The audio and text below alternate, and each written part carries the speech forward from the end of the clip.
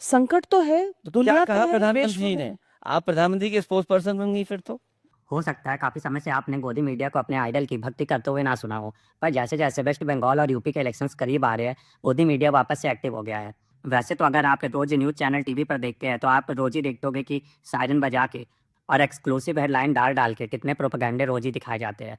पर अब इलेक्शंस करीब आने के साथ ही तमाम मीडिया चैनल्स ने अपने समिट करवा रहे हैं, जिसमें कि वो नेताओं को बुला रहे हैं और जो अभी नहीं करा रहे वो आगे करवा के बुलाएंगे। इन सब में अपोजिशन के नेताओं की दुविधा ये रहती है कि हमें बीजेपी से तो लड़ना ही है, साथ ही साथ जो ये गोदी मीडिया पर बैठे न्यूज़ एंकर उनका इंटरव्यू ले रहे हैं, वो जो स्पोक्स पर्सन बन के बैठे बीजेपी के, उनसे भी निपटना है। हाल ही में एक न्यूज़ चैनल ने एक समिट ऑर्गेनाइज किया जिसमें कि एक मोहतरमा अखिलेश यादव का इंटरव्यू ले रही थी।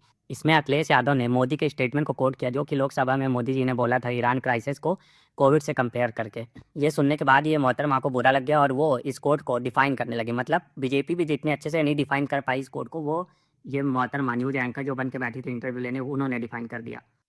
देश के प्रधानमंत्री on the floor of house कहा कि हो सकता है कोरोना जैसी परिस्थितियां आ सकती हैं, हमें तैयार रहना चाहिए।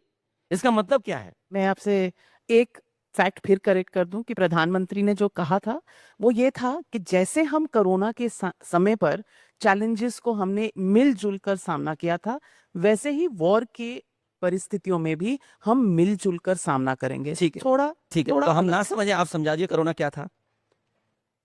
संकट तो है, तो क्या दुनिया कहा तो है, प्रधानमंत्री विश्व जी है। ने? आप प्रधानमंत्री के स्पोक्स पर्सन बन गई फिर तो। इसका मतलब हम लोकसभा में मैं गलत हो सिर्फ गए। कोट कर रही हूँ जो प्रधानमंत्री ने कहा, तो प्रधानमंत्री ने कोरोना क्यों कहा?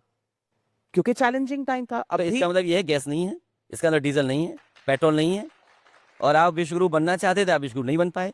इसी समिट में एक मैडम जी पवन खेड़ा का इंटरव्यू ले रही थी।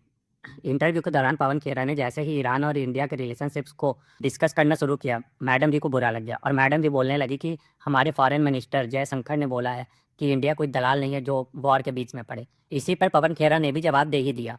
उन्होंने बोला जब पापा वॉर रुकवा रहे थे तब क्या वो दलाल बन के बैठे थे? और मैडम जी मुस्कुराते चुप हो गई। No, but it's a serious question. Why is Well, the I'm also opposition- very serious. Yeah, It's why very is- depressing to see Why? India not even being in the reckoning in any mediation exercise which is happening. But why should we be in the reckoning? Why should we not? But why should we? Why should we Is not? it our war? Because is it Pakistan's war? No, but Pakistan has a long history with Iran. We have a longer history with Iran, civilizational history with Iran. What are And you talking about? And the external affairs What are you minister, talking about? And the external affairs minister yesterday has said we are no one's dalal. आहा, और Ukraine में पापा war रुकवा रहे थे, दलाल थे तब।